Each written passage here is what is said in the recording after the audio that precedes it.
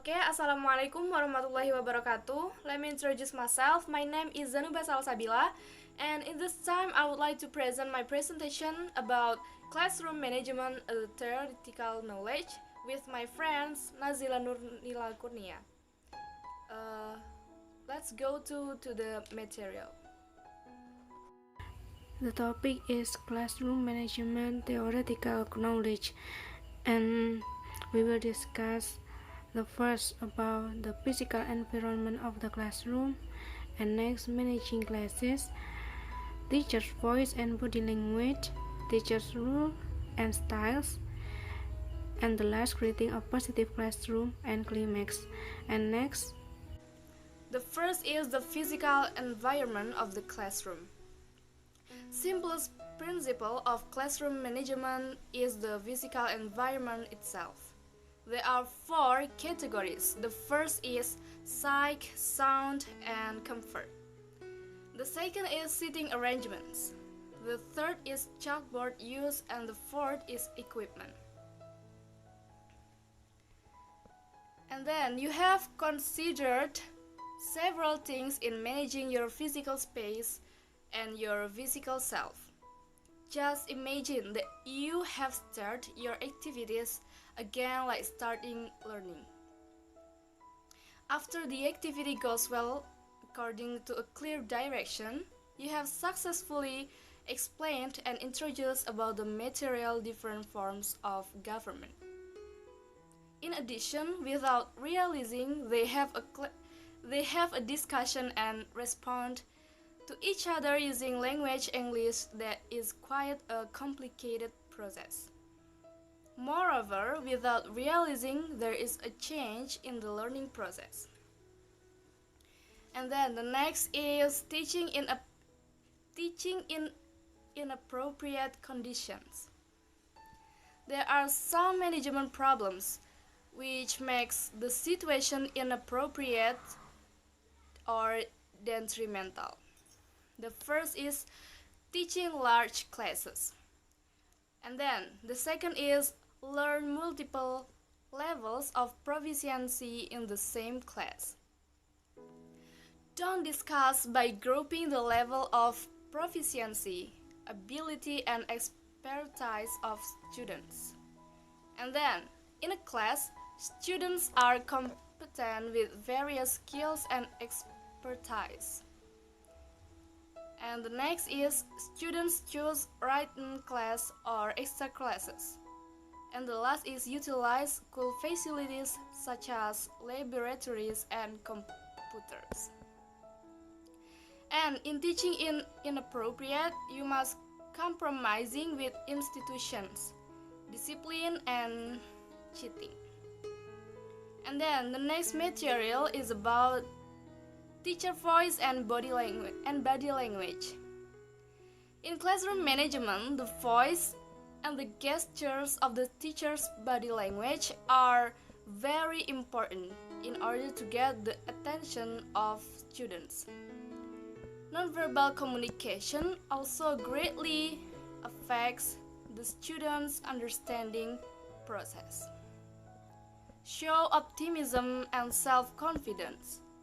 Use facial and hand gesture to describe the material you are explaining. That's it from me, and my friend Nazila will be continue. D.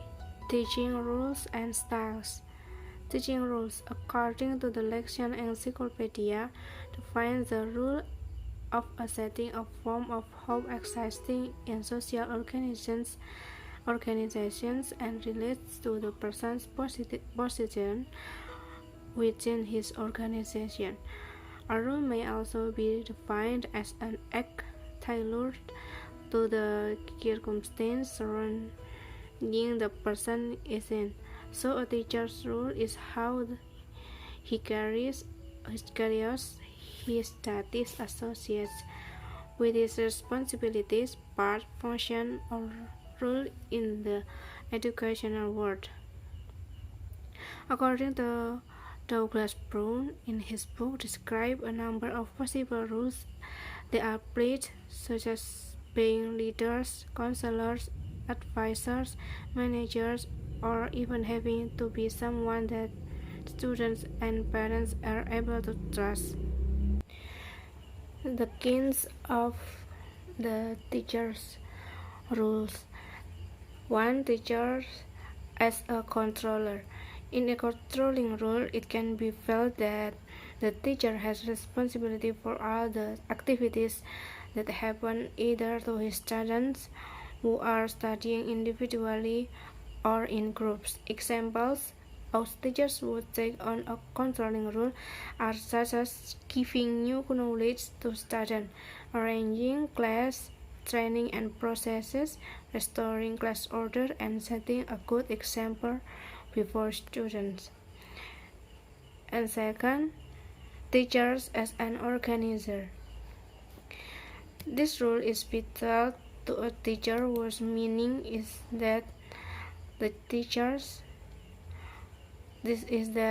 must always be able to organize his students to perform various activities in his classroom. In this role, the teacher has academic activities, management activities, drawing up school rules, drafting academic calendars, and so on. And next, teacher as assessor. Teacher as assessor play a role in collecting data or information about successful learning that has been done. By performing an assessment, then the teacher will know or determine the student's success in achieving the purpose of learning. Next, teachers as prompter. This role may also be interpreted as a teacher, the role of one who gives advice or encouragement to the step of confused students. For example, when students are playing a role, they lose words and cannot continue because of the lack of words they have, and here teachers can play the role of whisperer. The trick is to suggest by saying "three," asking them why they do it all, or in some other way as a form of suggestion, not as the only way the student can do it. Next, teaching style. Many definitions of this teaching style. One of this that defines teaching style is how a teacher teach, how to manage a class, how to assess the studies of his students, and how the teacher guides the student in his class.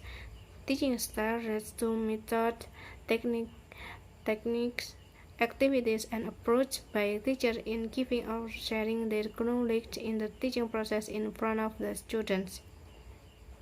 And next, types of teaching style. 1. Teaching style with a master style.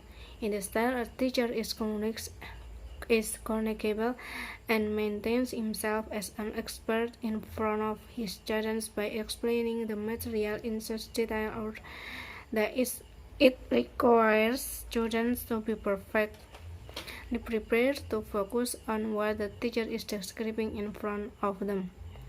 Second, teaching with a formal authority style. The definition of this style is teachers giving negative or positive feedback to students. 3. Teach with a personal model. This style can be used as a tool for students to observe and apply what the teacher has done and given. 4th, teaching with the facilitator style. This style has a purpose for students to be self-reliant and to work with others.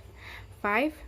Teach in a delegation style. The focus of this style is to create a student to be able to learn independently because the teacher positions himself as a controller and consultant. Creating a positive classroom climate. The climate in class or school has a significant impact on student performance and student behavior.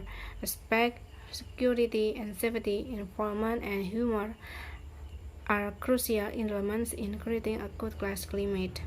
1. Respect. Teacher or student all have the right and obligation to be respected and respected by one and another. Second, safety and security. Both students and teachers will need a safe and caring learning environment in order to explore everything that is needed in the school, primarily to limit their hearts and minds to bad emotions. Third, engagement. A teacher can involve a student in an existing activity or topic so that when a student is satisfied and feels satisfied with his or her academic needs, it will feel good and it will create a positive atmosphere. And the last, humor. Teachers and students in this regard focus on how to make the mind and body lightweight on learning by eliminating stress in a good way, such as joking or playing a game that is humorous.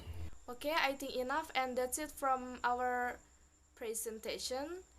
Thank you for watching, and hopefully you all already understand about our material. And if you have any questions, let us know, and you can ask to discussion on group or in Google Classroom. Wassalamualaikum warahmatullahi wabarakatuh.